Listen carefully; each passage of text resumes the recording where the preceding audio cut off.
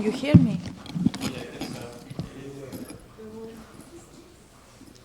So I will try to keep it short, Javier.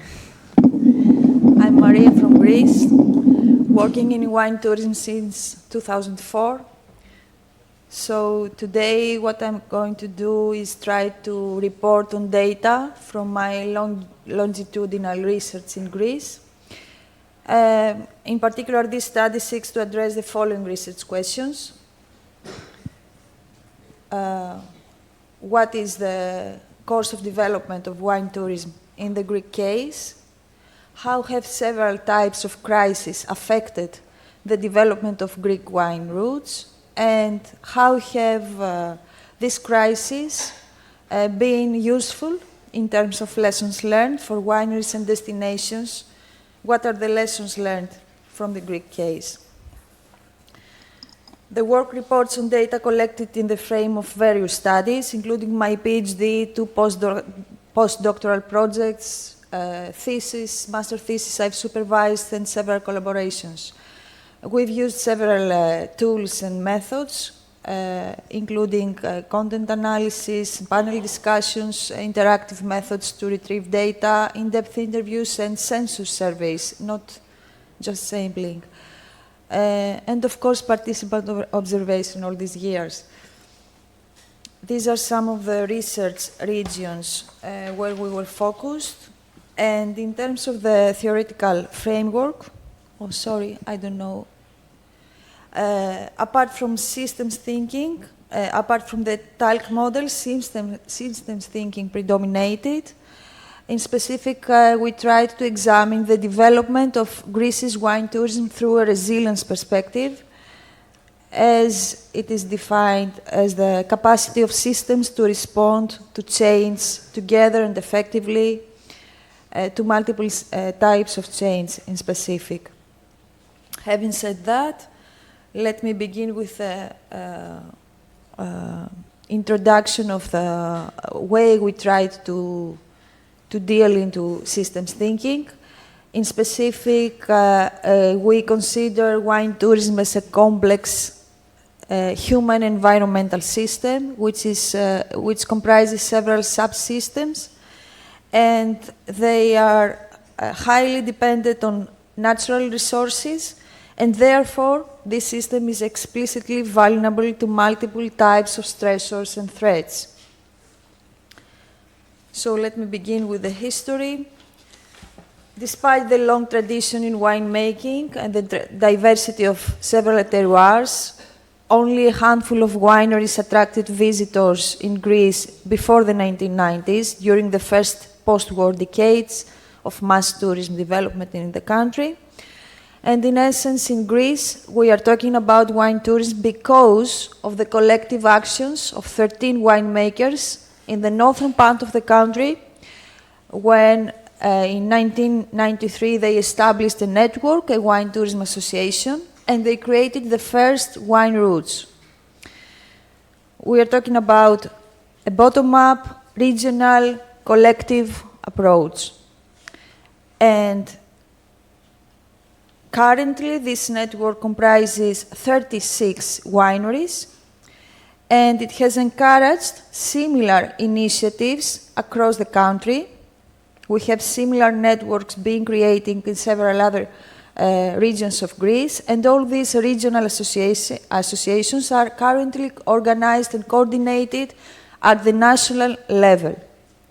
In parallel, during the last decade, we see the emergence of several other local networks of winemakers, which have set wine tourism among their objectives. Of course, not all of them are now successful. Just to use a quote of one of the respondents, we may have formed networks, but we haven't found the way to maintain them, to preserve them. In 2014, we had the creation of the first legislative framework for wine tourism, and the preconditions that a winery has to meet in order to get the label that it is open for visitors. And even more recently, we had the creation of a National Council for Wine Tourism.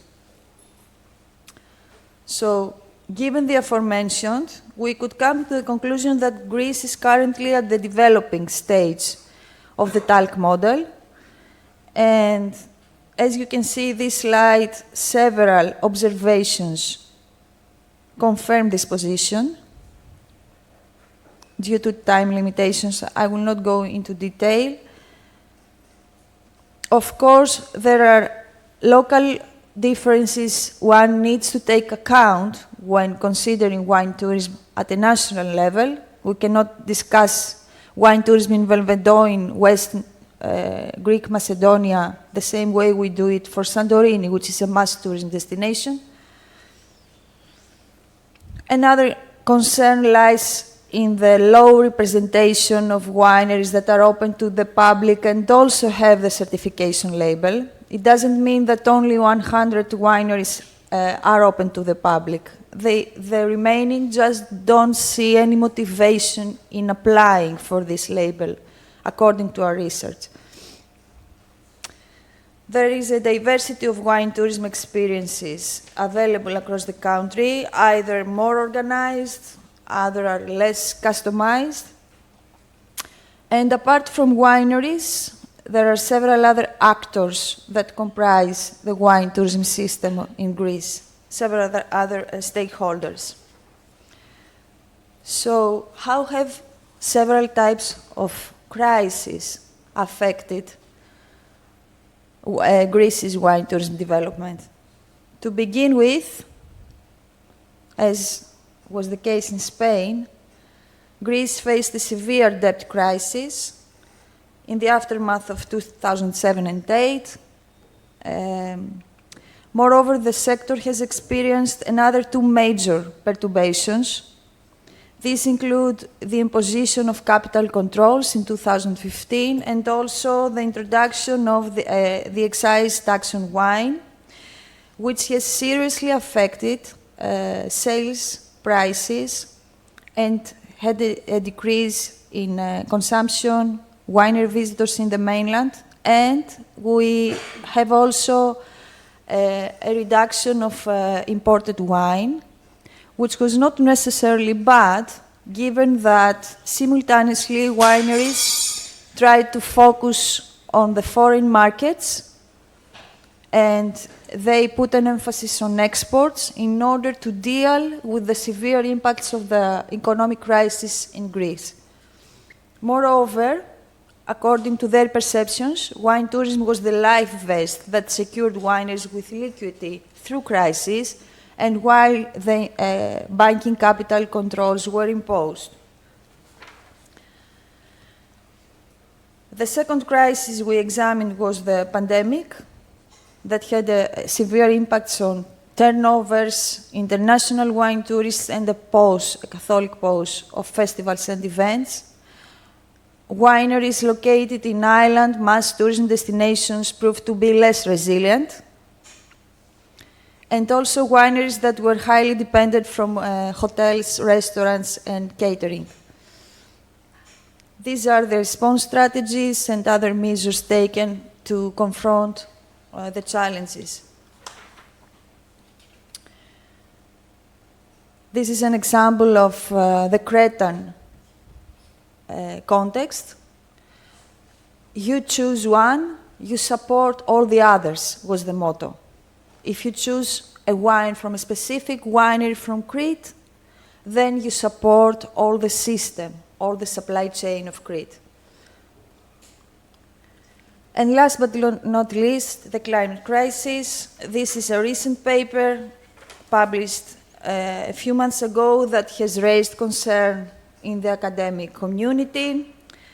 Many regions in Greece, Southern California, Spain, and Italy could be at risk because of the climate change.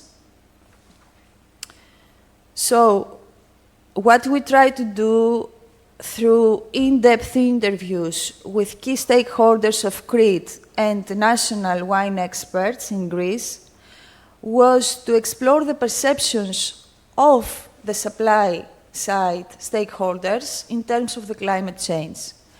We used Fourmet et al.'s typology in order to see how specific threats, as you can see on the left, will affect specific subsystems of the system of wine tourism. I just want you to focus on the third column and see what are the perceived impacts according to the perceptions of stakeholders. As you can see, since the components of the system are interrelated, an increase in the production cost in viticulture will have an impact eventually at the operation cost in wine tourism. And these are the measures taken in order to deal with the challenges of the climate crisis. We classified them into tactical, reactive, anticipatory, and strategic anticipatory, according to their duration. And it is important to stress the absolute lack of national strategic plan. Apart from what people in Crete do, there is no guide nationally.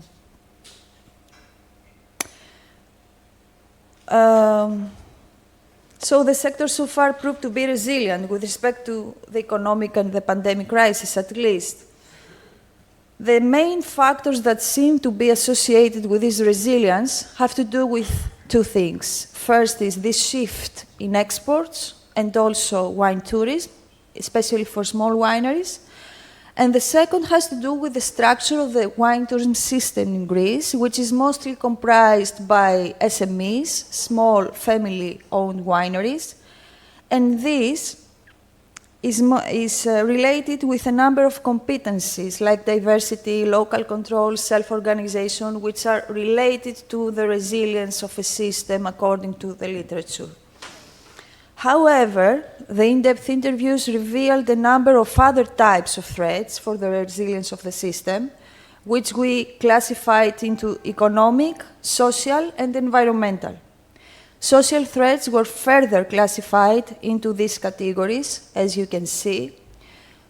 I could spend another hour talking about these threats.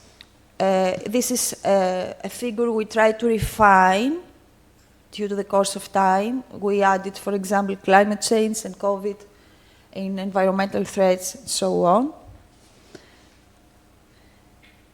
So, operating in the zone of uncertainty is a continuous condition to which wine tourism businesses and destinations have to constantly respond.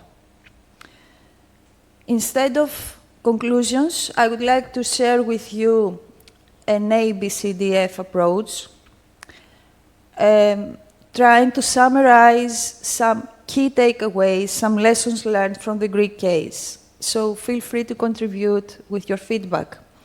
Beginning with an A, we need actions from bottom to top, a balanced development, community shared based visions. We need density between networks in order that we have knowledge transfer.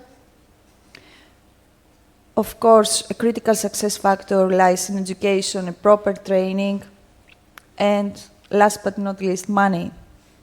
Allocation of resources, strategic planning, and focus on the less privileged, not only wineries, but destinations as well. Thank you very much.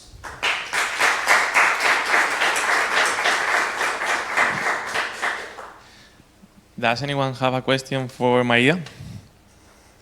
Or any